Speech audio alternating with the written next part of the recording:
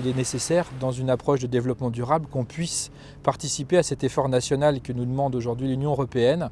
Et donc, c'est tout naturellement qu'on est intéressé par la question de l'éolien en mer sur l'île de Noirmoutier. Nos atouts, c'est évidemment une installation portuaire qui est aujourd'hui capable d'accueillir des navires de maintenance, qui est capable également, avec quelques aménagements, d'accueillir le site de maintenance, un hangar. Et puis nous avons aussi du foncier pour accueillir des familles. On a un savoir-faire en matière de construction navale, avec une entreprise Beneteau qui est ici extrêmement importante. Savoir-faire en matière de maintenance aussi, avec beaucoup d'entreprises qui travaillent sur la maintenance des navires.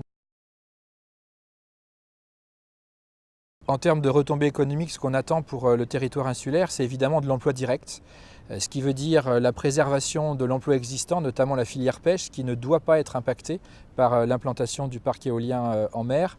Et puis évidemment, ce que je disais tout à l'heure, c'est-à-dire la maintenance et faire venir 100-120 familles avec 100-120 emplois directs. Et puis sur le plan touristique, évidemment une attractivité. Ce qui nous intéresse, c'est la capacité du territoire et du projet à vivre ensemble. L'inquiétude des pêcheurs aujourd'hui par rapport à l'implantation de ce parc, c'est qu'ils viennent se substituer à leur zone de pêche traditionnelle et qu'ils soient obligés de se déplacer, de ne pas savoir également quel va être l'impact par rapport à la ressource halieutique. Et il faut aussi que la pêche puisse continuer pendant à la fois l'exploitation, mais au moment également où les éoliennes viendront s'implanter en mer, que les pêcheurs puissent continuer à travailler.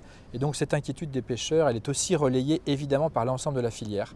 C'est à peu près 800 emplois sur l'île de Noirmoutier, la pêche et la filière pêche. Pour que ça se passe bien, il faut évidemment qu'il y ait une concertation la plus proche possible du territoire avec l'ensemble des acteurs économiques, au premier chef desquels ceux qui sont directement concernés par le projet, les utilisateurs habituels de la mer, qu'on soit dans un copartage et dans une codécision autour de ce projet. Et puis évidemment aussi ce qui nous intéresse, c'est de pouvoir disposer d'un ensemble de mesures compensatoires, notamment par rapport à la visibilité, puisqu'il y aura un impact en matière de visibilité. Et donc ce que nous souhaiterions également, c'est pouvoir libérer notre espace de l'ensemble de ce réseau aérien existant aujourd'hui.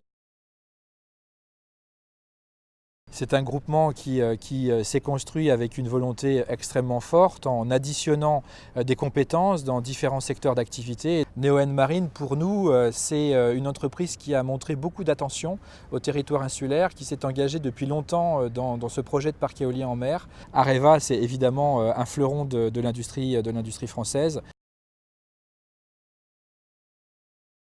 Ce projet, évidemment, ce n'est pas simplement le projet de l'île de Noirmoutier et le projet de l'Île-Dieu, même si nos deux îles sont étroitement associées à cette démarche. C'est un projet régional, c'est un projet qu'on travaille en partenariat étroit avec le Conseil général de la Vendée, avec le Conseil régional des Pays de la Loire.